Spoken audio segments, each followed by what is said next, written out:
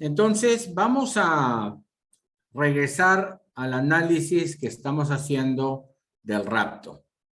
Y como ya les comenté la semana pasada, he estado, por supuesto, revisando otros materiales, mirando.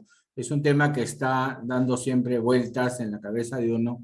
Ya le he hecho varias revisiones más.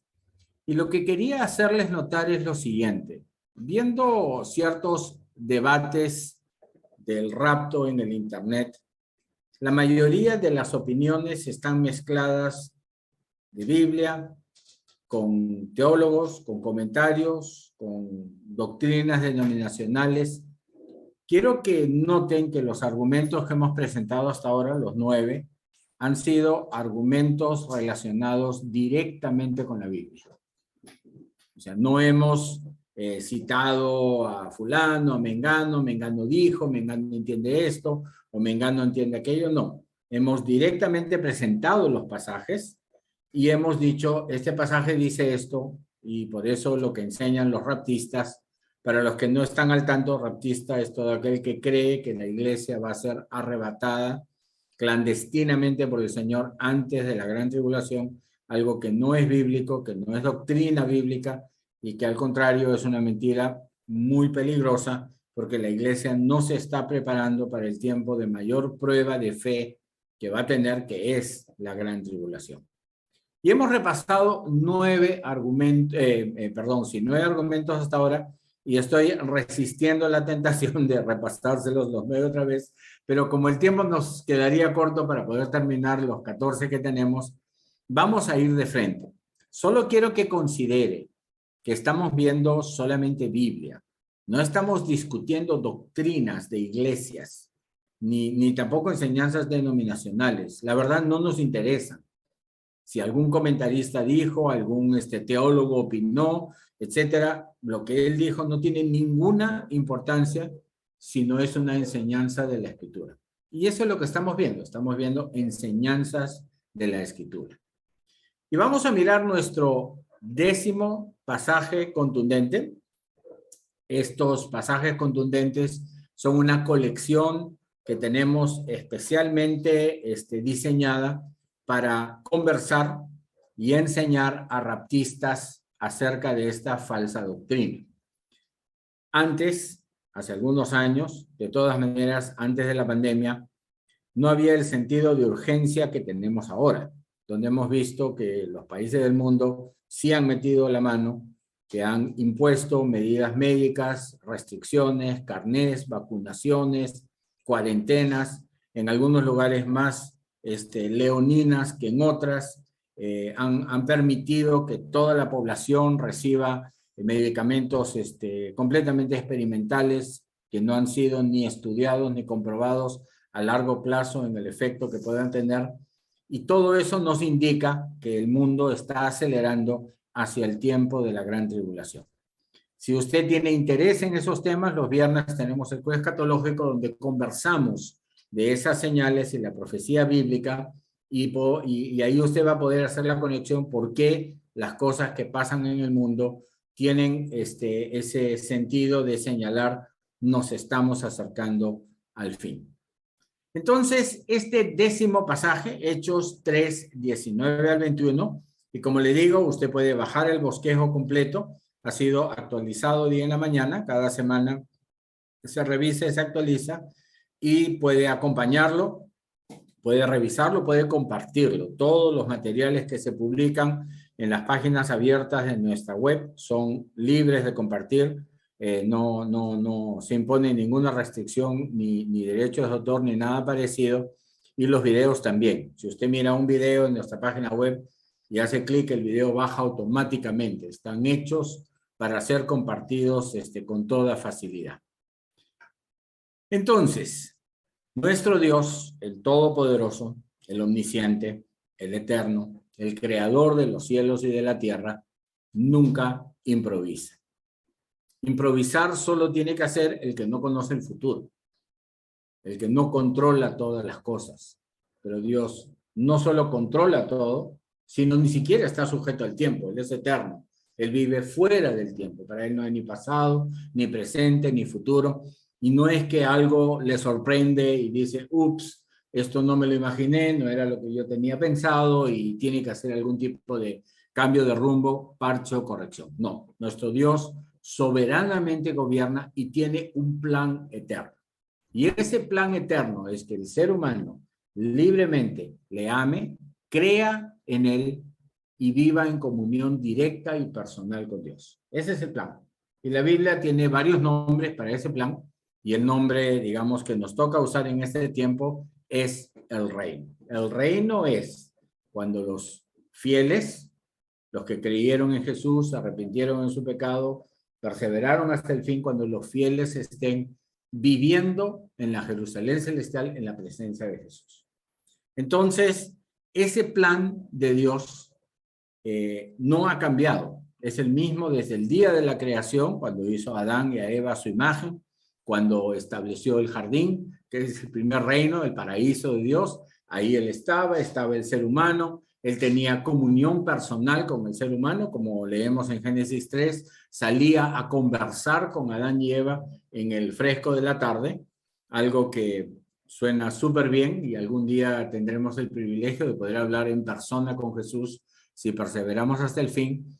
Y el ser humano, en el privilegio único que recibió en toda la creación de Dios, celestial, terrenal y abismal, podía ejercer su libre albedrío, tenía la libertad de obedecer o desobedecer, y lamentablemente Adán y Eva decidieron desobedecer. No solo ellos, muchos de nosotros también, a veces varias veces al día, en lugar de obedecer, tomamos la libertad que Dios nos ha dado y decidimos desobedecer. Si miramos la Escritura, vamos a ver que la Escritura está dividida en etapas, no pactos. O sea, no es que Dios ha tratado de manera diferente con cada generación, como enseñan los dispensacionalistas, que es el nombre de la doctrina de la cual el raptismo es parte, sino podemos reconocer tiempos en el mundo que han sido marcados por eventos muy serios. Entonces, por ejemplo, de la creación al diluvio, tenemos alrededor de 1600 años, el diluvio fue universal, Dios eliminó a la población de la tierra por completo en ese tiempo, y según cálculos de población que he hecho, la población tendría más o menos 6.000 millones de habitantes, o sea, parecida a la presente, y solo salvó a Adán, sus 3 hijos, su esposa y las 3 esposas de sus hijos, 8 personas. Perdón, Noé, gracias. A Noé, por supuesto, no a Adán, a Noé.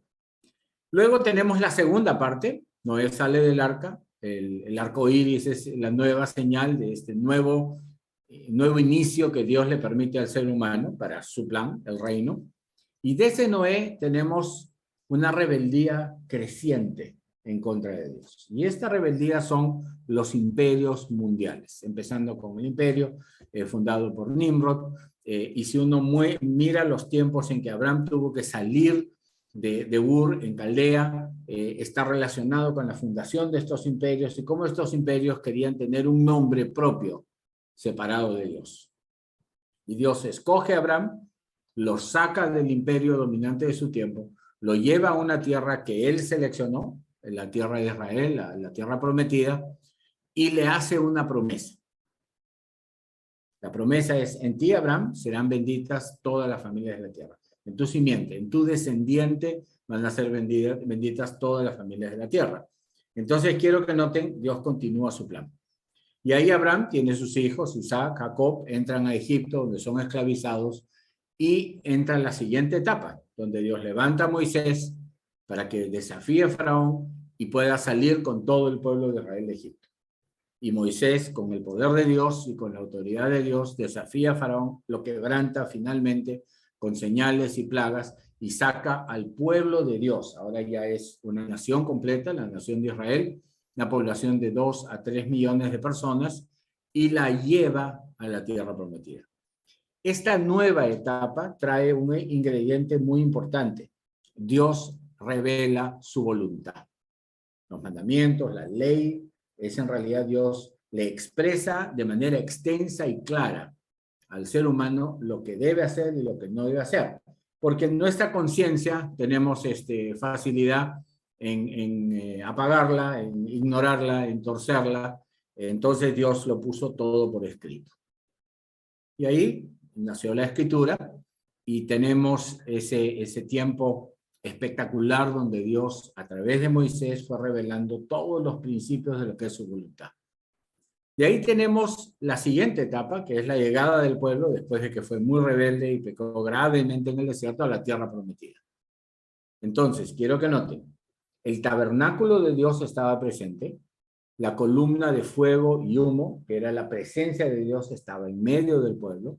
El pueblo ingresaba, liderado por Josué, a conquistar la tierra y se estaba estableciendo el reino.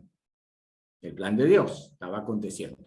Lamentablemente fueron muy irregulares y se comprometieron en idolatrías en la conquista y no terminaron de hacer bien la labor. La tierra quedó contaminada con pueblos idólatras y Dios mandaba jueces que trataban de enderezar al pueblo y eran rebeldes. Finalmente se estableció una monarquía. No por voluntad de Dios, porque Él es el Rey eterno, porque el pueblo lo reclamó de esa manera. Y la monarquía fue peor que el problema. El parche resultó más serio porque los reyes pecaron gravemente hasta que Dios erradicó a su pueblo de la tierra prometida. Lo exilió en Babilonia. Entonces quiero que noten, no es que el plan de Dios no funciona. El ser humano es profundamente rebelde y no entiende que es para su beneficio y para la mejor vida posible seguir el plan de Dios. Entonces, llevó al pueblo a Babilonia y cuando estuvieron en Babilonia, se terminó, digamos, el Antiguo Testamento, los escritos, las revelaciones proféticas, trajo de regreso al pueblo a la tierra prometida 70 años después, reconstruyeron el templo y otra vez el pueblo empezó a caer en rebeldía e idolatría. Ahí viene el hito central del plan de Dios. La simiente de Abraham prometida, que es Jesús, descendiente directo de Abraham, y es su simiente, se encarna, viene al mundo y predica el reino de los cielos se ha acercado. Y con eso hemos llegado a la última etapa en el plan de Dios. O sea, al final de esta etapa viene el juicio. Ya no hay ninguna nueva oportunidad. No hay un diluvio, no va a haber una esclavitud en Egipto, no va a haber un éxodo, no va a haber un exilio babilónico, no va a haber la destrucción de todo Jerusalén, nada. El punto final de esta última etapa es el regreso glorioso de Jesús para juzgar al mundo. Y la oportunidad que tiene todo ser humano de arrepentirse solamente es posible hasta ese momento eterno en que el Señor regresa en gloria. Vea Mateo 25:31, dice, cuando el Hijo del Hombre venga en su gloria. Y ahí tiene que prestar usted mucha atención. Cuando ve que viene en gloria, viene el juez, viene el rey, viene el Señor. Ya no viene como el Señor Jesús, a ayudar, a predicar, a exhortar. No, viene a castigar y a condenar.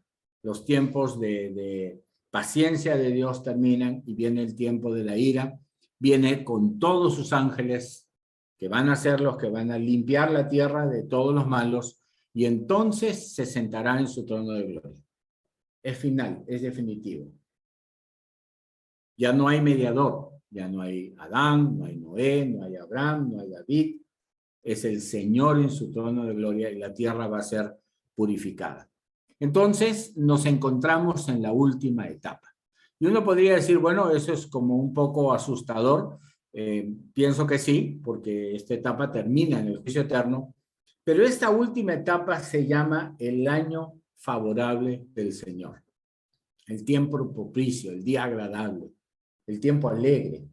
¿Por qué? Porque cualquier ser humano, desde que el Señor ascendió a los cielos hasta que regrese en gloria, cualquier ser humano puede arrepentirse, reconocer su pecado, creer en Jesús como el Salvador que murió por su pecado en la cruz y ser salvo, alcanzar la salvación al fin del tiempo.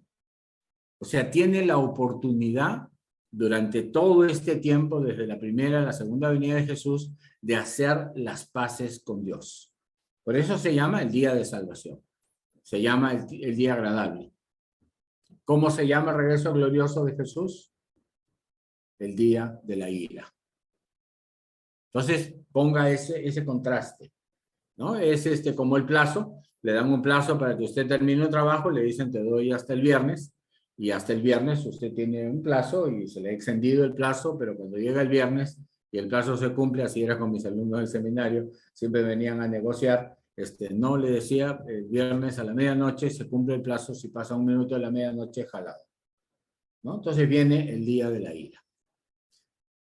Es muy bueno, de mucha bendición, vivir en este tiempo. Absolutamente. Si usted quería ser bendecido en el tiempo de Abraham, tenía que ir donde Abraham, porque en él eran benditas todas las familias de la tierra. Y si quería ser bendecido en el tiempo del Antiguo Testamento, tenía que ir a Israel y estar junto con los israelitas adorando a Dios en el templo.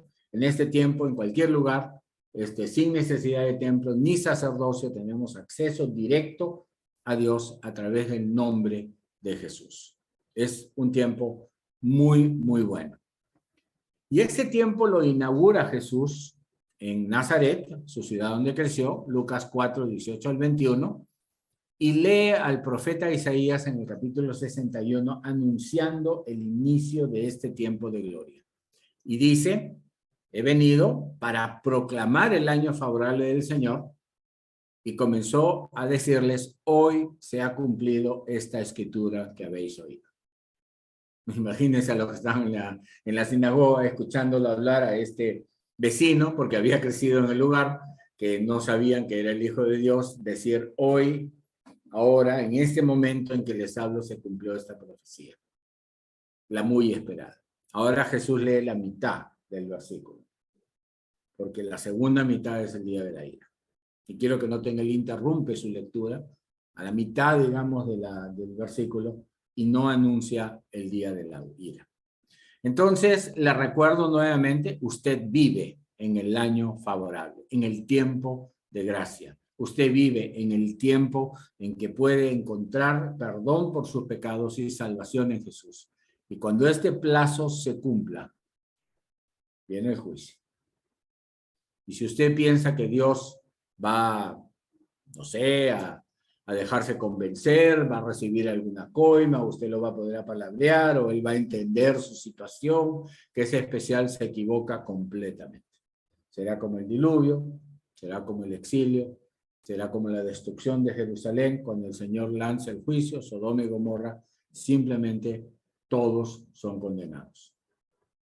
Por eso, Hechos de los Apóstoles 3, 19 al 21, muestra la mentira de los raptistas.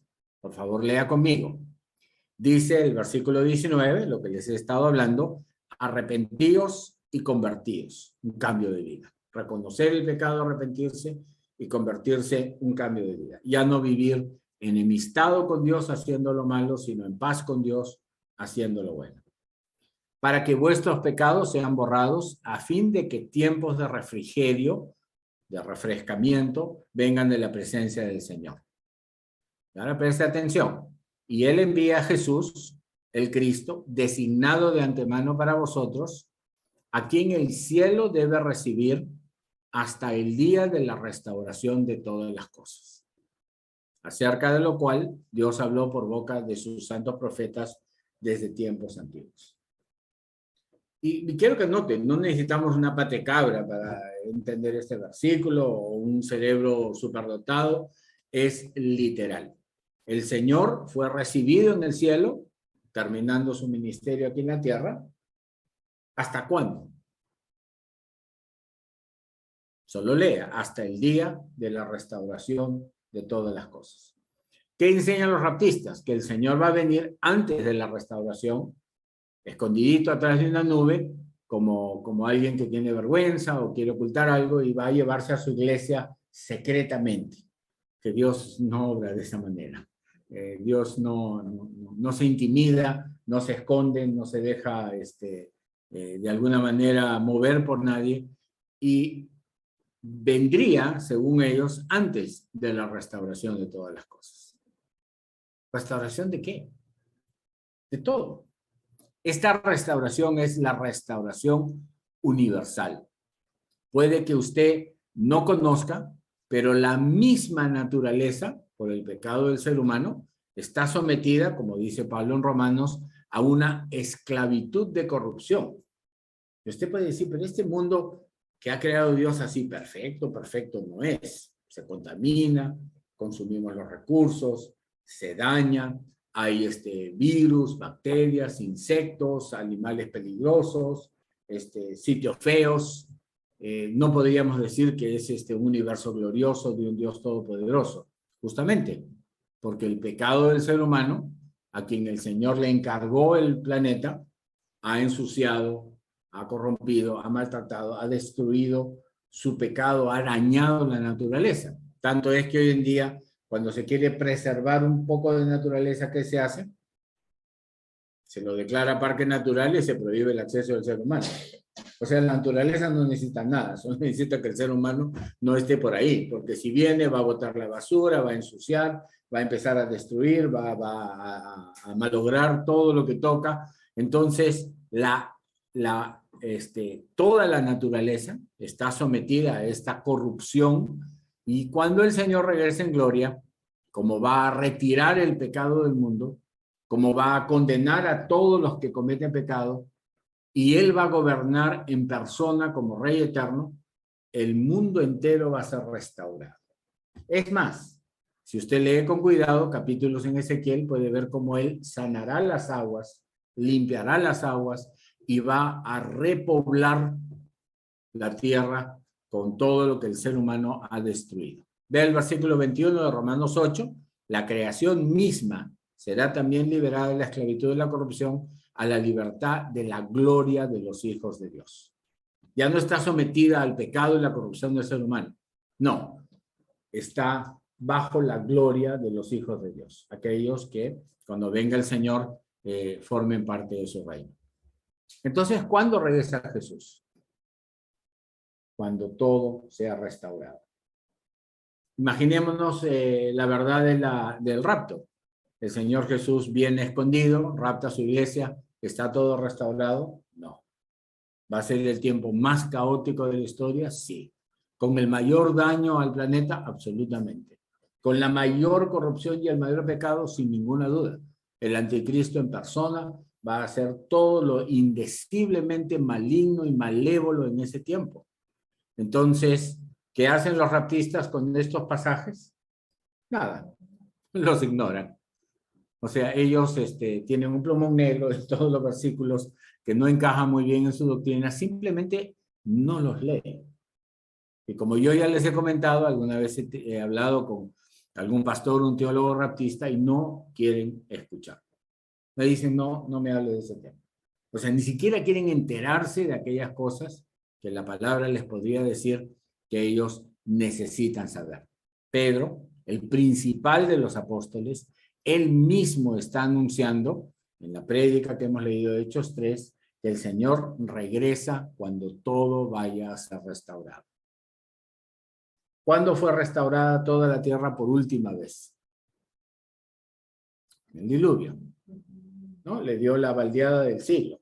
Nunca ha baldeado usted, tiene un accidente grande en la cocina y lo baldea todito. Bueno, él baldeó el mundo entero, ¿no? Y toda la contaminación, la inmundicia, el pecado, los ídolos, todo lo que los antiguos han hecho, simplemente quedó borrado de la superficie de la tierra, ¿no? Tenemos, creo, algunos restos megalíticos impresionantes que nadie tiene la menor idea cómo se han podido hacer y construir, como Sacsayhuamán o algunas ruinas de los incas o los egipcios, pero todo lo demás fue limpiado y erradicado de la tierra.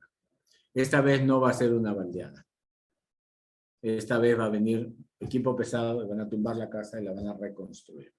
Y eso lo va a hacer el Señor en su venida con sus ángeles. Eso lo dice el Señor en palabras muy pastorales en Juan 14, 1 al 3. No se turbe vuestro corazón. Si usted se preocupa por el día de la ira y no fuera creyente en Jesús, debe preocuparse. Pero si usted es creyente en Jesús, el Señor le dice, no se turbe vuestro corazón. Creen en Dios, crean también en mí. Voy a la casa de mi Padre y voy a preparar un lugar. Esa es la Jerusalén celestial. Y si me voy y preparo un lugar, vendré otra vez y donde yo esté, y os tomaré conmigo para que donde yo estoy, vosotros también estéis. Noten que falta una parte que los raptistas siempre agregan. Y me los llevaré de la tierra para que donde yo estoy, ustedes estén conmigo. No, Él viene y nosotros vamos a estar donde Él venga. ¿Y sabemos a dónde viene? Claro que sí. Sus pies se posarán en el monte de los olivos. Y donde Él esté, estaremos nosotros. Y luego uno de los ángeles que tenía las 7 copas de las plagas se acercó a Juan y le dijo, mira, y la Jerusalén celestial bajada del cielo. ¿No? Esas son las moradas, ese es el fin. Si usted quiere ser parte del reino de Dios, necesita enmendar su vida. Tiene que dejar el pecado, tiene que reconocerlo, arrepentirse, tiene que confesarlo, pedir perdón al Señor en el nombre de Jesús. Recuerda que Él derramó su sangre para limpiarnos de nuestro pecado. Él lo hizo todo. Necesitamos solo humillarnos ante Dios, reconocer nuestra culpa y pedir perdón y ser restablecidos. Entonces nos restaura espiritualmente y cuando restaure todas las cosas, también restaurará el mundo en el que vivimos. Incluso este cuerpo de muerte que tenemos va a ser descartado y vamos a recibir un nuevo cuerpo, ¿no? Espiritual que ya no se corrompe. Cuando Jesús subió a los cielos, que para nosotros es un momento muy importante, Hechos 1, 9 al 11, quiero que note, ese es el inicio del tiempo de la gracia. Ahí empieza, bueno, en realidad unos cuantos días después, 10 días después, para ser exacto, cuando bajó el Espíritu Santo y empezó el tiempo de la iglesia cristiana. Entonces, ese momento en que el Señor les dio las palabras finales a los discípulos, me seréis testigos, Jerusalén, Judea, Samaria, etcétera. 2 ángeles se aparecieron cuando ellos miraban y una nube lo recibió y lo ocultó de los ojos. Entonces, imagínense una nube y el Señor sube y la nube oculta. No se ve más. Bueno, estos 2 ángeles, varones de vestiduras blancas, le dijeron, varones galileos, ¿por qué estáis mirando al cielo? Este mismo Jesús que ha sido tomado de vosotros al cielo, y ahí hacen el anuncio, vendrá de la misma manera tal como le habéis visto ir al cielo. Entonces un día miraremos a las nubes y el Señor descenderá de detrás de las nubes para posar sus pies en Jerusalén y empezar el reino de Dios. No hay venida clandestina, no hay rapto. Y así como con los 9 pasajes anteriores, este pasaje solo es suficiente evidencia. Muy bien, vamos al 11. Este es uno de los más engañosos que hay. Y les voy a ayudar un poco, por lo menos en nuestra iglesia no somos muy conocedores del rapto, lo que es algo muy bueno, pero es una doctrina que se enseña en las otras iglesias profusamente, con gráficos, con tablas, normalmente una línea de tiempo, aquí sube la iglesia, aquí Israel es maltratado en la tribulación, aquí tenemos el pacto de Noé, el pacto de Abraham. Yo tengo uno de los más antiguos libros donde se han hecho estos gráficos, es toda una publicación con todo tipo de esquemas, pero lo que no tiene es coherencia bíblica.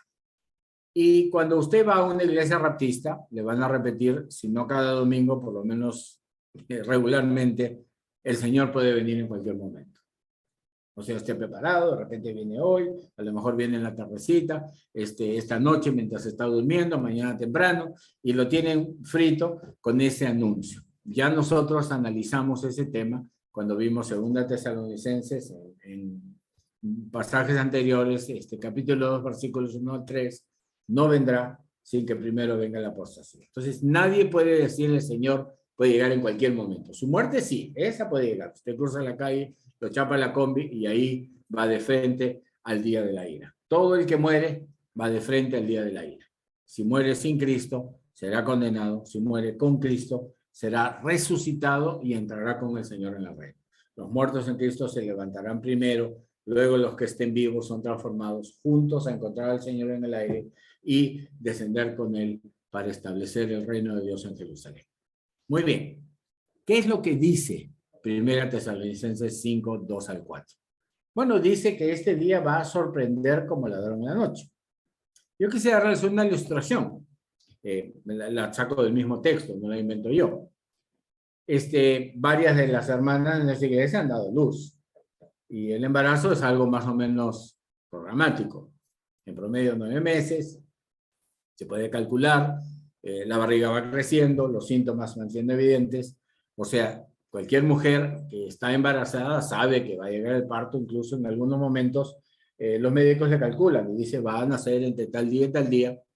Y sin embargo, yo soy padre de 2 hijas y hemos tenido nuestras correrías con ambas, el momento del alumbramiento sorprende. ¿Cómo puede ser? O sea, sigue un programa, se ve la barriga creciendo, los síntomas se van mostrando, el calendario más o menos indica el momento del nacimiento. Sin embargo, varias veces acontece que hay que ir rápidamente corriendo al hospital, un poco de emergencia y no, pocas veces algunas mujeres terminan dando a luz en el taxi, en el avión, en el camino, no llegan al hospital. ¿Por qué? Si es algo tan avisado. Bueno, exactamente igual es el regreso del Señor. Tenemos las señales y tenemos bastantes señales, 6 sellos, 6 trompetas, 7 copas y en algún momento nuestro estudio va a cambiar. Vamos a decir, ya estamos en la segunda trompeta o en la tercera trompeta porque las señales son evidentes, se van a reconocer y vamos a poder decir, bueno, se acerca el día. Sin embargo, el día mismo del regreso del Señor es un día como misterioso. Y los raptistas les encanta decir que este día va a sorprender a todos, incluso a los fieles. Y eso es mentira. Y vamos a ver, claro, nadie les va a poder decir el día es tal. Si alguien le dice la fecha del regreso del Señor, usted ya sabe que es un falso profeta. Pero sí, si usted sigue las señales, podrá verlo. Y eso es lo que Pablo le enseña a los tesalonicenses en la primera epístola, capítulo 5, versículos 2 a 4. Entonces, presta atención. Vosotros mismos, le dice Pablo a los tesalonicenses, sabéis perfectamente que el día del Señor vendrá así como un ladrón en la noche. ¿Cuál es la característica del ladrón en la noche? Bueno, sorprende a los que están durmiendo y los roba todo. O sea, no es una visita anunciada. Versículo 3, que cuando estéis diciendo paz y seguridad, que es la señal de un falso profeta, si alguien viene y te dice no te preocupes, viene paz, viene seguridad, viene abundancia, uno ya sabe, el marxismo tiene su utopía y todos los falsos profetas siempre anuncian paz. ¿Qué anuncia la Biblia al final de los tiempos? El juicio, el día de la ira. Entonces entienda, el falso profeta dice, todo bien, no hay que preocuparse. El verdadero profeta dice, arrepiéntete, el día de la ira se acerca. ¿No? Entonces, mientras estén diciendo paz y seguridad, ya sabemos son falsos profetas, entonces la destrucción vendrá sobre ellos repentinamente, con dolores de parto a una mujer que está encinta y no escapará. Entonces, Pablo está usando esa ilustración, yo la he sacado de él. Y uno puede decir, pero ahí está, vendrá repentinamente. Note que no dice sobre nosotros, dice sobre ellos. ¿Sobre quiénes? El falso profeta que anuncia paz. Y en el versículo 4 habla de los fieles. Mas vosotros, hermanos, no estáis en tinieblas para que el día os sorprenda como ladrón.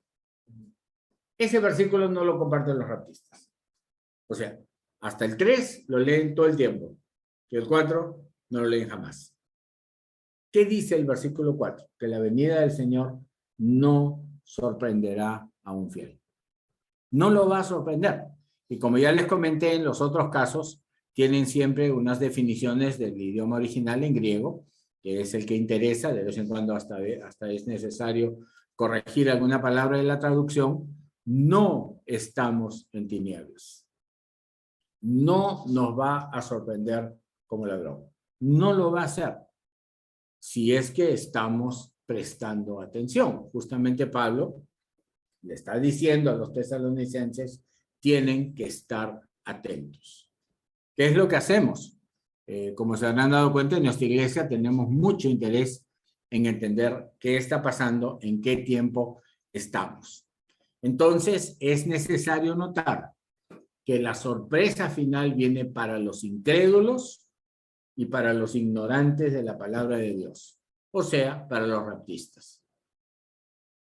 simplemente no van a estar prestando atención a las señales porque de hecho no les gusta estudiar la profecía porque contradice su falsa doctrina del rapto. Entonces, yo quisiera que no acontezca con usted. O sea, yo recuerdo los nacimientos de nuestras dos hijas, teníamos todo preparado, la bolsa con las cosas que hay que llevar, la cunita, el Moisés, como le decían antes, para traer cuando venga a la casa y ya uno no va a salir con el bebé y irse a la tienda a comprar una cunita, lo tiene ya en la casa, una tina para bañar. Bueno, los que son padres saben que hay un pequeño, no sé si se dice ajuar, un pequeño grupo de cosas que se prepara.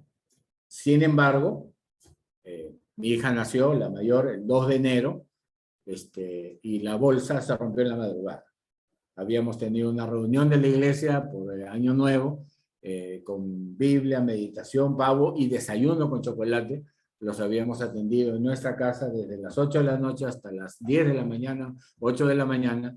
Y cuando habíamos terminado de limpiar la casa a las 2, bueno, decidió mi hija que era tiempo de saludar, ¿no? Entonces, el ajetreo, la correría, estaba todo preparado, la bolsa, bueno, ustedes han visto 1000 películas, lo que significa ese momento, y fuimos al hospital.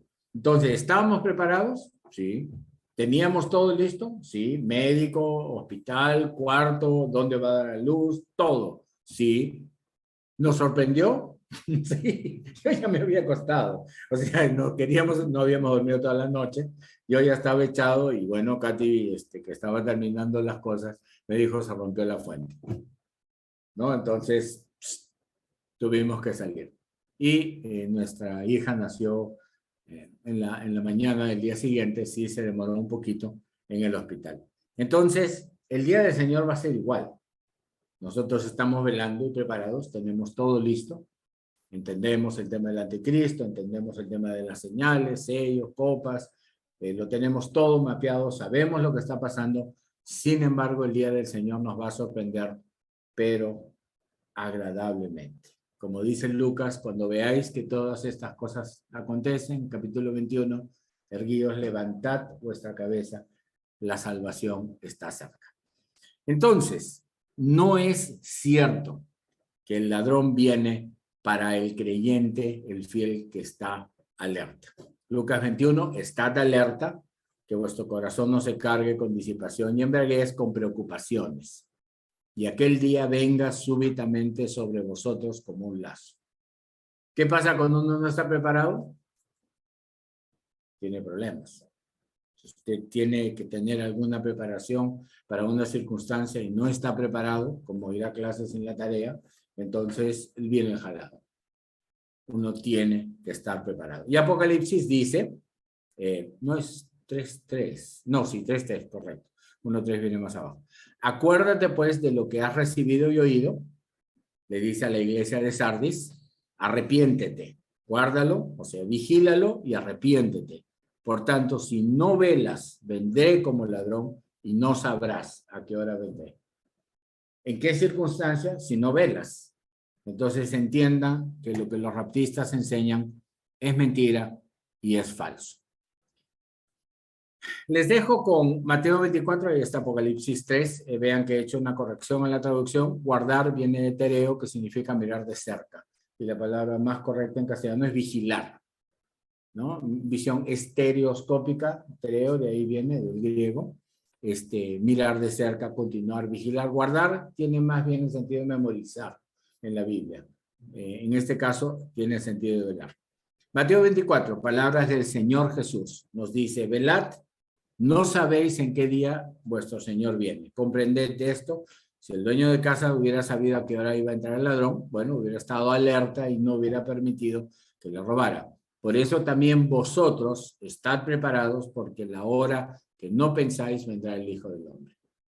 Y queridos hermanos, a lo mejor usted va a estar en una prisión oscura, con tortura, con maltrato, pasando mucha tristeza, mucho dolor, por las pruebas que el Señor le mande, y usted diga, Señor, sigo esperándote, y de pronto ve que se ilumina el cielo.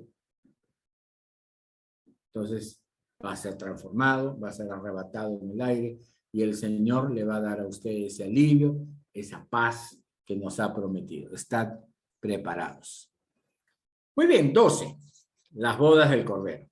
Este es genial. O sea, los raptistas realmente merecerían orejas de burro con cola y todo, porque es tan evidente, es tan claro, que el que no quiere ver no ve, porque simplemente tiene los ojos cerrados, tendría que abrirlos. Y quiero que note que, por supuesto, la restauración de todas las cosas, el regreso glorioso de Jesús, el establecimiento del reino, son eventos súper, hiper importantes. O sea, una inauguración de un mundial de fútbol o de unas olimpiadas o la entrega de algunos premios de payasitos del cine, no tiene ninguna importancia. Y sin embargo hacemos todas unas galas y todas las alfombras rojas. Imagínense que el Rey de Reyes viene a la tierra. Se declara la victoria sobre todos los enemigos. El anticristo, el falso profeta, destruidos. La ciudad diabólica, la gran ramera, destruida. Todavía no estamos seguros cuál es esa ciudad diabólica. Hasta ahora la ciudad más probable siempre ha sido Roma, porque tiene al falso Cristo ahí sentado, al Papa, que se hace llamar a sí mismo, imagínense, Padre Eterno. ¿Qué ser humano en algún sano juicio podrían tomar el santo nombre de Dios y ponérselo a sí mismo? Y las personas le hablan diciéndole Santo Padre, sería horripilante. Bueno, históricamente siempre el Vaticano ha sido considerado como la gran ramera, la ciudad que corrompe el mundo entero con sus idolatrías. No estamos seguros que pueda ser, pero de todas maneras va a ser parecida. ¿Y cuándo se celebran las bodas del Cordero? Bueno, después de la destrucción de la gran ramera. Y eso es algo que usted tiene que notar, es muy simple. ¿Cuándo es la fiesta? Después de derrotar a los enemigos. ¿Algún ejército celebra antes de la batalla? No. Primero vamos a la batalla y si ganamos, entonces celebraremos. Nadie celebra si no ha terminado la batalla. Y el Señor Jesús tampoco. Y esta celebración, que se llama la Gran Cena, hay varias parábolas de Jesús que enseñan, como la de Lucas 14, 17 al 24, muestra ese momento espectacular de celebración, de fiesta, que es cuando ha sido vencida y derrotada la gran ramera. Y quiero que note que está en la profecía, en el libro del Apocalipsis, y está en el capítulo 19. Lo pongo un poquito al día en su Apocalipsis. 16 terminan las copas. 17, la gran ramera, y 18 es destruida, hundida en el mar. 19 tenemos la celebración. O sea, viene después de la derrota, obviamente, de la gran ramera. Dice, el Señor, nuestro Dios, Dios poderoso, reina. Regocijémonos, alegrémonos, démosle a Él gloria, porque las bodas del Cordero han llegado y su esposa se ha preparado. ¿Quién es la esposa? La iglesia. La iglesia está purificada, ha sido limpiada a través de todo lo que ha pasado en la tribulación. Los fieles son claramente conocidos por su testimonio y por no adorar a la bestia. Y esta novia, esposa de Cristo, se le ha concedido vestir de lino fino, resplandeciente, son las túnicas blancas de los fieles. Y el ángel le dice a Juan, escribe, bienaventurados los que estén invitados a la cena de las bodas del Cordero. Algún día estaremos ahí, no de tacos altos y mucho maquillaje en la cara, tampoco de smoking y algún perfume caro, no. Vamos a estar de túnica blanca, completamente limpios de toda maldad, purificados en una nueva naturaleza para celebrar las bodas del Cordero en la presencia de Jesús.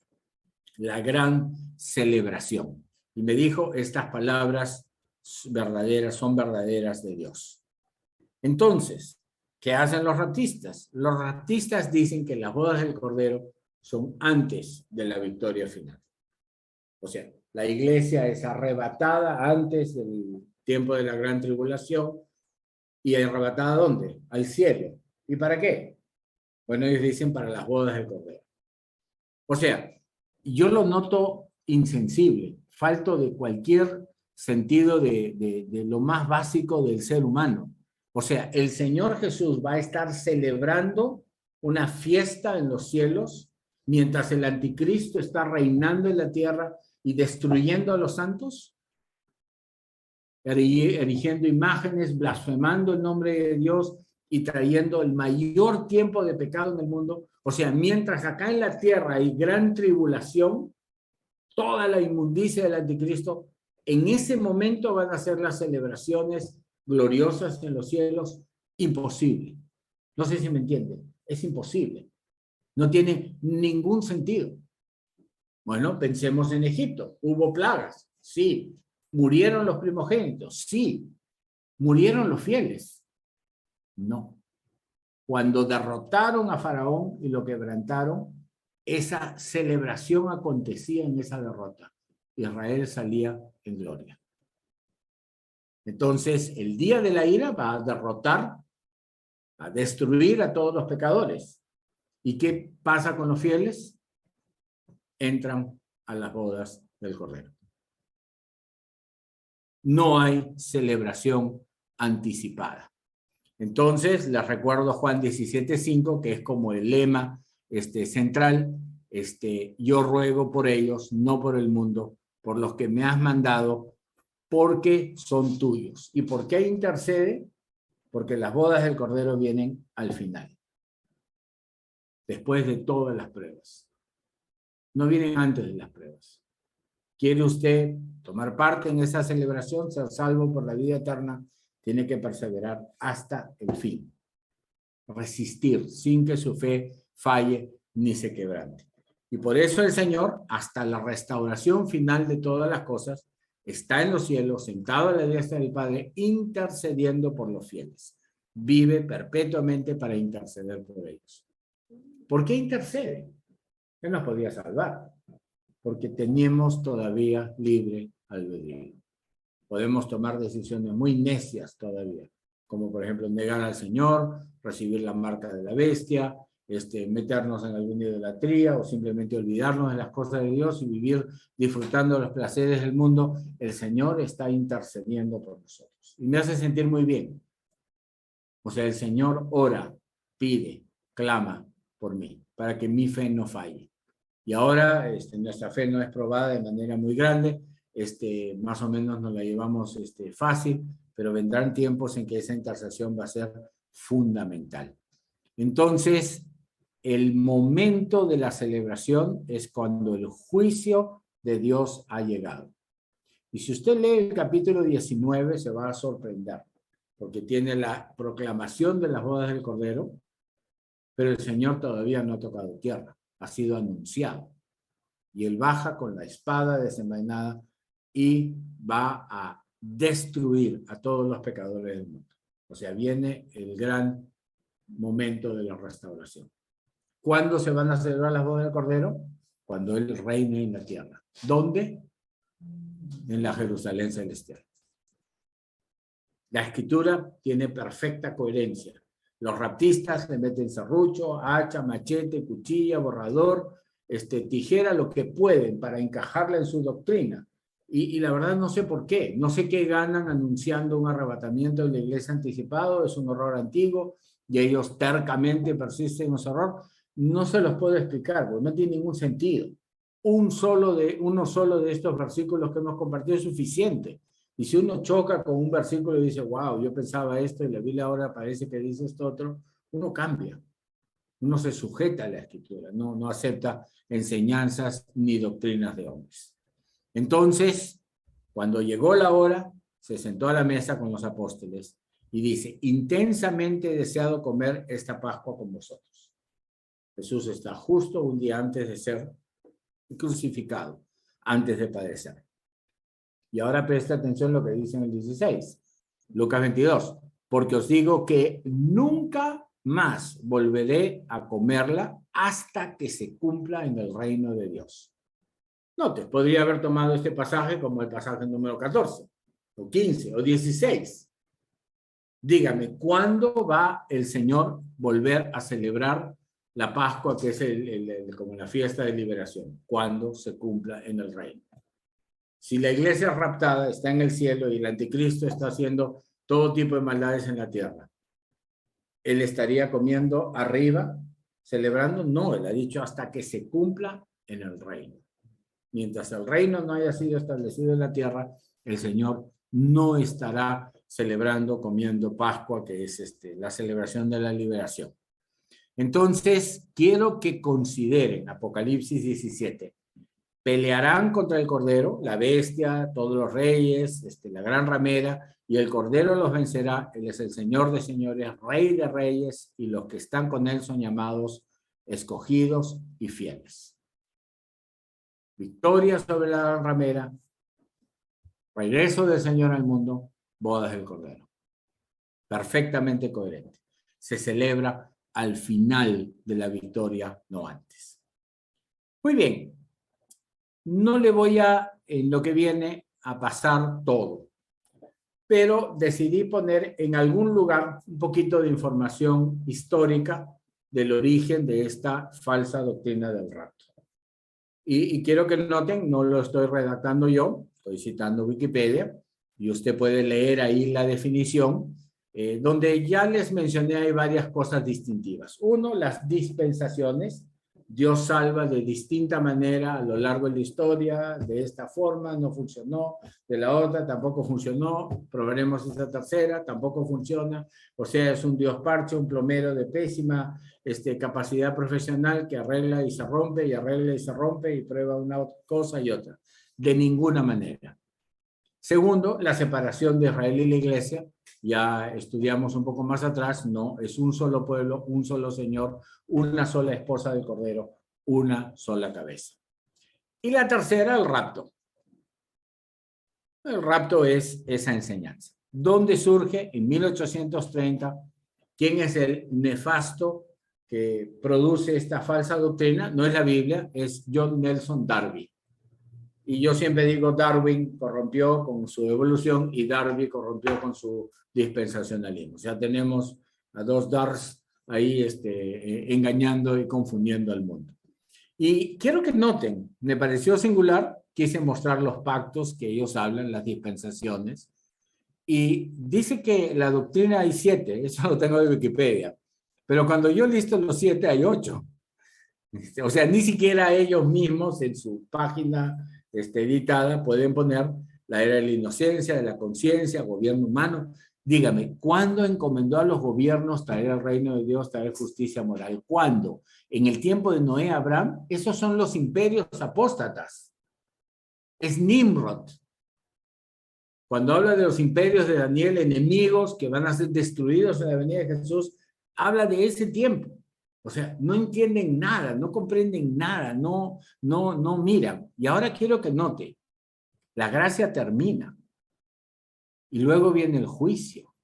O sea, ya no hay gracia en ese tiempo. Y el número 8 es el reino milenial. Parece que está fuera de las dispensaciones o es una dispensación extra. No lo sé. Cuando dice adaptado, porque no he puesto todo el rollo que pone Wikipedia, solo he resumido la esencia. Pero no lo he tocado. Entonces, la doctrina dispensacionalista, lo digo una vez más con toda claridad, es un falso evangelio, es un evangelio apóstata. Y si uno dice, pero el rapto no es tan grave, es muy grave, porque el rapto va asociado a dispensaciones, a cambio de planes en Dios, a la separación de Israel y la iglesia, con dos destinos diferentes. Ese evangelio no está en la escritura. Y los que tienen esta doctrina, les gusta mirar los libros de Tim LaHaye, mirar los videos dejados atrás, leer el libro de Pentecost o de Ryrie o la Biblia de Scofield, y ¿qué es lo que no están revisando? El texto de la escritura, para decir un momentito. Scofield dice, la Biblia dice, ¿a quién vamos a creerle? Por supuesto, solamente a la escritura. Entonces tienen ahí un pequeño resumen muy breve de qué cosa es esta doctrina, si les interesa estudiarla. La verdad, yo veo las prédicas o conferencias en contra del rapto y siempre están criticando a Darby, están criticando a Scofield, están criticando a Ryrie. No tiene ninguna importancia. Tenemos que ver cuál es su base bíblica, revisar sus pasajes y decir completamente mal, revisen los pasajes de esta manera. El principal teólogo, no sé si esté vivo todavía, la pandemia está actualizando la población de la Tierra, es Dwight Pentecost, y él personalmente dice lo siguiente: la salvación en la tribulación ciertamente será según el principio de la fe. Hebreos 11 declara que el único individuo que ha sido aceptado por Dios es el individuo que cree en Dios. El principio del versículo 6, en Hebreos 11, dice: sin fe es imposible agradar a Dios. No es un principio limitado a esta edad, sino que es verdadero para en todas las edades. ¿Por qué hace esta aclaración? Porque le han hecho la pregunta que cualquiera se hace. ¿Se salvan siempre por fe y por gracia? Desde Adán hasta la boda del Cordero. ¿Es siempre fe y gracia? Y uno puede decir, bueno, parecería que no, porque si uno mira los nombres de las dispensaciones, bueno, podemos ver, hay inocencia, conciencia, gobierno humano, promesa, ley. Hay uno que se llama gracia, pero solo uno. Y reino, juicio, y luego reino milenial. Entonces podríamos decir que hay una duda. Y Pentecost quiere salir de la duda, pero él no habla como un verdadero evangélico. Si usted presta atención a lo que dice, hay cosas que jamás diría de esa manera. Primeramente, yo no hablaría del principio de la fe, yo hablaría del don de fe. ¿Qué cosa es el principio de la fe? Bueno, el don de fe es que Dios habilita al pecador para que crea en Jesús. Dios le regala ese conocimiento de lo. Entonces, el principio de la fe es así: una coliflor, un brócoli, una ensaladita de palabras donde él en realidad no está diciendo lo que debería decir. La salvación es un don de fe. ¿Y cómo se recibe el don de fe? Por gracia. ¿Dónde está la gracia en su descripción?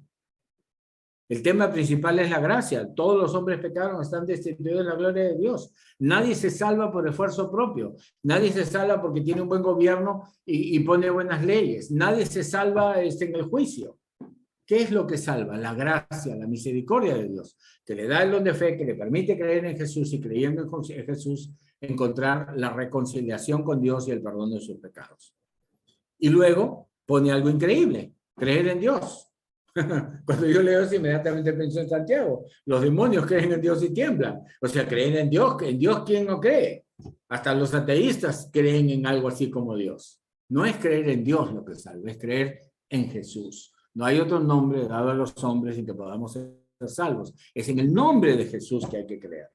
Entonces, si Dwight Pentecost fuera un verdadero evangélico, diría: por la gracia, el don de fe, creyendo en Jesús. Amén. Estamos todos de acuerdo. ¿Y dónde encaja su dispensación entonces? En ninguna parte. Entonces, él deja de lado una doctrina fundamental de la Escritura, una enseñanza básica de la Reforma, del principio evangélico que anuncian todas las iglesias con claridad para poder enchufar su dispensacionalismo y rapto. Y yo desprecio lo que hacen estos falsos teólogos, porque yo sé que saben mejor. Ellos reconocen verdadera doctrina, como mi alumno que fue alumno de Pentecost después y le prohibió hablar en la clase. Reconoció: está hablando Biblia, acá no puede hablar eso, acá hablamos dispensación, falsa doctrina, que ellos piensan que es la verdadera, pero bueno, el día de la ira los va a sorprender, a ellos sí, los va a sorprender por completo. Entonces, quiero que noten, solamente, dice Pablo, Filipenses 1:27, comportados de manera digna del Evangelio y estar firmes en un mismo espíritu, luchando unánimes por la fe del Evangelio. Y eso es lo que estamos haciendo aquí. Atacar el raptismo es necesario porque es un falso evangelio. Denunciar sus mentiras es necesario, es un falso evangelio. Y si yo soy un creyente confiado en el rapto, viviendo mi vida acá en el mundo, estoy destinado a condenación. Necesito la gracia, el don de fe y la salvación en Jesús. Y estar velando, orando y estando preparados. Entonces, ¿qué dice Apocalipsis 14:7? Quiero que vea: y vi volar en medio del cielo a otro ángel que tenía el evangelio eterno para anunciarlo a los que moran en la tierra, luchando por el evangelio. Algo que Dwight Pentecost no dice, no lo menciona. No, la palabra gracia, evangelio, no aparece. No aparece el nombre de Jesús. Aparece el principio de la fe. ¿No? Eso lo podría haber hecho cualquier sofista. Entonces, tenía el evangelio eterno, anunciarlo a todos los que moran en la tierra, nación, tribu, lengua y pueblo. Vemos que no es un tema solo de los judíos, como dicen los raptistas, diciendo, temed a Dios y dadle gloria porque la hora de su juicio ha llegado. Entonces les hago una pregunta muy simple. ¿Hasta cuándo se va a anunciar el evangelio? Hasta la llegada del juicio. No hasta el inicio de la tribulación.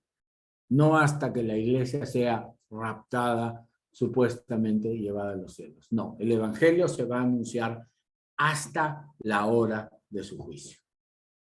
Entonces, ¿estamos a tiempo para predicar el evangelio? Sí.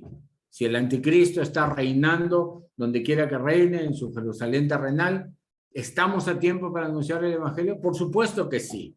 Mientras uno está vivo y el Señor no ha regresado en gloria, es tiempo del evangelio. El juicio termina el tiempo de la gracia. El día de la gracia, el año favorable, termina con el día de la ira. Entonces, no es cierto cuando los raptistas dicen que el evangelio ya no va a ser anunciado. No es cierto. A pesar de que han corregido esa versión. Los raptistas antiguos eran bien radicales. No es uno tiene que resistir a la bestia y si resiste se salva. Pero estuve revisando unos documentos, especialmente Tim LaHaye, que digamos ha empezado a hacer una gran apología del raptismo en el mundo con sus videos, sus libros, toda su serie, y él está diciendo cómo se van a convertir las personas. Bueno, van a quedar libros. No va a haber creyentes, van a quedar libros, ¿no? Quedará, no sé, mi prédica, entonces ellos van a revisar los libros y Biblias que van a ver y se van a reconvertir. Ahora la pregunta es, si un gentil revisa los libros y las Biblias, no, él no. Solo un israelita. El tiempo de los gentiles pasó.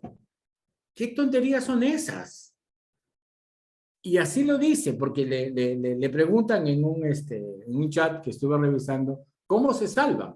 Porque yo también tenía curiosidad, ¿cómo se salvan durante la gran tribulación? Entonces, inmediatamente una respuesta tipo Pentecostés. Bastante coliflor, bastante brócoli, montón de ensalada de palabras y nada claro. Porque ellos mismos reconocen que es un evangelio apóstata. Entonces, usted ya lo sabe, vamos a ser testigos del Señor Jesús hasta los confines de la tierra. Y la palabra confines es eschatos, que significa tanto el fin físico, el borde de la tierra, como el fin en el tiempo, la culminación del tiempo. O sea, el fin del mundo con fin de la tierra, como en castellano, si yo te digo van a caminar hasta el fin del mundo, me refiero físicamente. Pero yo también puedo decir hasta el fin del mundo, eso es temporalmente. En griego tiene el mismo significado. Entonces, no hay un evangelio diferente, no hay una dispensación diferente. Todo el que predica un evangelio diferente sea anatema. Y si de repente alguno o el otro se siente un poco sensible de que yo llame falsos apóstoles, apóstatas a los raptistas, falso evangelio, quiero que vea que Pablo lo dice. No hay otro evangelio. Y si alguien quiere anunciar otro evangelio, metiendo, no sé, evangelio con dispensacionalismo o rapto, entonces es anatema. O sea, condenado eternamente por apóstata. Recuerden, no es incrédulo. Tiene algún tipo de evangelio adulterado. Entonces es necesariamente apóstata. Y viene la última. De repente usted todavía está un poquito inseguro, no estoy todavía del todo convencido cuándo viene el Señor. Bueno, el Señor vendrá el día que el sol y la luna dejen de brillar, el cielo, ese firmamento azul que tiene sobre la cabeza, se rompa y las estrellas del cielo caigan sobre la tierra. Por si acaso, literalmente. Entonces, quiero que vea esta última señal innegable, imposible de ignorar. Apocalipsis 6, 12, usted sabe, estamos en el sexto sello, el fin de las épocas de la gran tribulación. Y ahí dice, el Cordero, ese que va a celebrar las bodas del Cordero, abrió el sexto sello y hubo un gran terremoto, el sol se puso negro como silicio de cerda y la luna se volvió como sangre. Las estrellas del cielo cayeron a la tierra como la higuera deja caer sus higos verdes al ser sacudida por un fuerte viento, y el cielo desapareció como un pergamino que se enrolla. En realidad la palabra desapareció en griego dice rasgó, o sea, se partió por la mitad y se recogió por los lados. Y todo monte e isla fueron removidos de su lugar. ¿Cuándo? Cuando todo esto acontezca. Y usted va a decir, pero ahora sí, ¿quién va a estar distraído si veo que el sol se oculta, la luna no da luz, se rompe el cielo? Bueno, recuerde que cuando descubrieron el firmamento los rusos y los americanos, lanzaron bombas para ver si lo podían romper. O sea, ellos en la operación Dominic y en la operación Fishball lanzaron todo tipo de bombas atómicas en los años 60 para romper el firmamento que descubrieron que estaba encima de la cabeza. Y no pudieron. Bueno, ese firmamento lo construyó el Señor, no es algo que uno lo pudiera romper así tan fácilmente. Pero cuando eso acontezca, a lo mejor usted va a estar confundido y va a pensar que han sido los seres humanos, que ha habido una guerra atómica, que por eso están aconteciendo esas cosas. Esa confusión viene cuando uno tiene mala doctrina. Si en pleno día se oscurece el sol, no hay un eclipse programado, ¿qué posibilidades hay? Básicamente 3. Ha habido guerra nuclear y está viniendo el polvo de las explosiones nucleares cubriendo el cielo y eso viene en alta atmósfera. El cielo se va a poner ceniciento, digamos. 2, ha explosionado un volcán. Aconteció cuando en Indonesia en los años 1800 y tantos hubo una explosión de volcán. Europa no tuvo verano. La nube del volcán cubrió Inglaterra y partes de Europa y simplemente nunca dejó de estar el hielo y la nieve. No tuvieron cosecha, fue muy grave el evento. ¿Y cuál es la tercera posibilidad? El Señor llegó. ¿Y cuál le dirían el anticristo y sus enemigos que está aconteciendo? Si el sol de pronto se oscurece. Ha habido una guerra, ha explosionado un volcán, ha reventado por alguna parte un megavolcán. No, también puede ser la señal. Y véanlo en palabras de Jesús. Me encanta a mí leer estos pasajes. Inmediatamente después de la tribulación de esos días. O sea, no tenemos ninguna duda, el Señor nos ubica en tiempo y espacio. El sol se oscurecerá, la luna no dará luz, las estrellas caerán del cielo, las potencias de los cielos serán sacudidas. Entonces aparecerá la señal del Hijo del Hombre.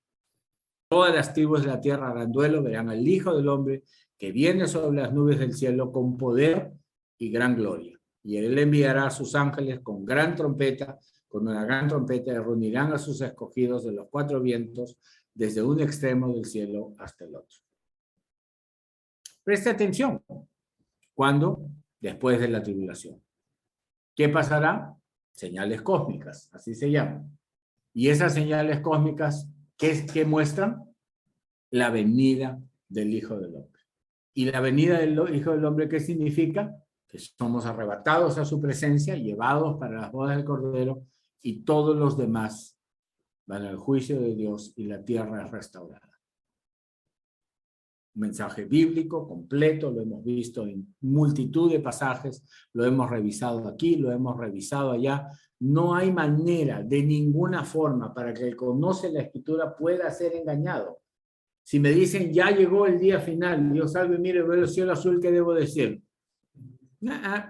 Mentirita, mentirita. El sol sigue brillando en todo su esplendor. Llegó el día final. ¿Estás loco? ¿No has leído la Escritura? Hable, por favor, Mateo. Lee. Ten cuidado de lo que dice. Final de la tribulación, señales cósmicas, venida del Hijo del Hombre, bodas del Cordero. Tenemos una secuencia completamente clara y evidente.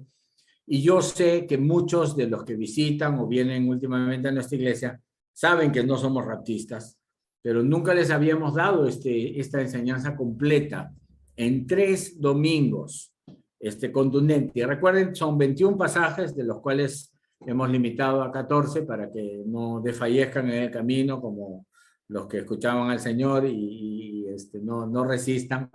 Pero no hay ninguna duda. Y noten, no he hecho ningún argumento denominacional, doctrinal, he citado a algún autor, no he citado a Lutero, a Calvino, no he buscado fuentes terrenales, hemos mirado un pasaje rapto imposible. Otro pasaje, rapto imposible. Otro pasaje, rapto imposible. Y lo hemos hecho con mucha paciencia, gracias por su paciencia, por 14 pasajes. Entonces vamos a llegar a el pasaje final. Siempre me gusta escoger algo que usted pueda llevar, tener con usted, entender qué debe hacer ahora, porque el conocimiento todavía no transforma el corazón. Uno debe actuar, debe cambiar su manera de vivir con el conocimiento que recibe. Y quiero que vea lo que dice Segunda de Pedro 3, 9 al 14. Es un pasaje escatológico, o sea, se refiere al fin de los tiempos.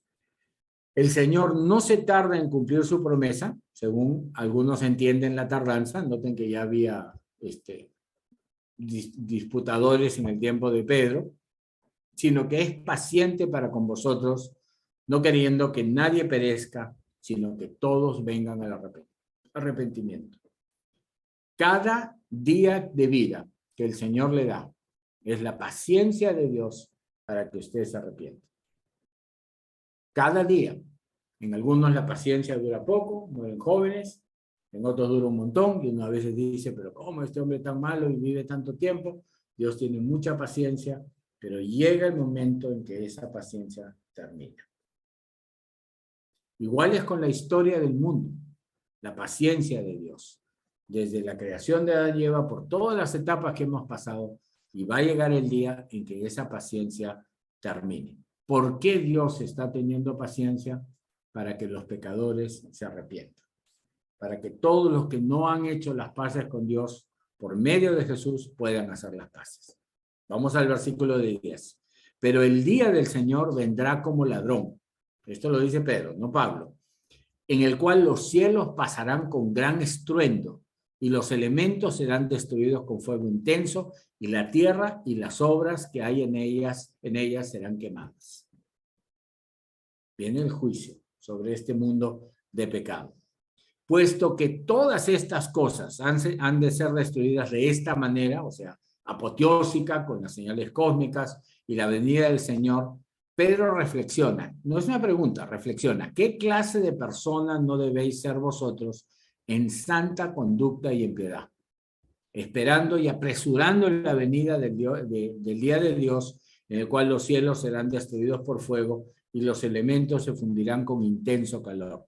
Pero según su promesa, y aquí viene la palabra para los fieles, nosotros esperamos nuevos cielos y nueva tierra en los cuales mora la justicia, y hace una exhortación final diciendo, por tanto, amados, puesto que aguardáis estas cosas, procurad con diligencia ser hallados por él en paz, sin mancha e irreprensibles. Ese es el propósito. Esa es la necesidad. Hay días malos, uno no se porta bien. Si el Señor llegara algún día de esos, de repente va a haber algún lamento muy penoso, porque no hay regreso del lago de fuego, no hay segunda oportunidad, ni reencarnación, ni nada de esas cosas, ya lo vimos anteriormente. Entonces yo quiero decirles, hermanos, al final de esta revisión de las mentiras del rapto, que procuren con diligencia ser hallados por él en paz, sin mancha e irreprensibles. Hoy, mañana, pasado, pacientemente, hasta que estas cosas acontezcan. Que Dios los bendiga.